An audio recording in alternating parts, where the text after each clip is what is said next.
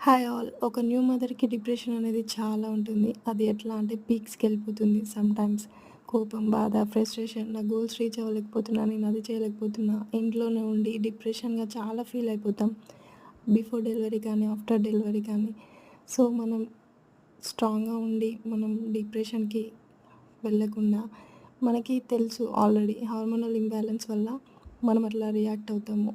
ఏడవడం, without reason ఏడవడం, నవ్వడం, హైపర్ యాక్టివ్ అయిపోవడం, డల్ అయిపోవడం, ఇవన్నీ ఇంకా కామన్ ఇష్యూస్ అనమాట.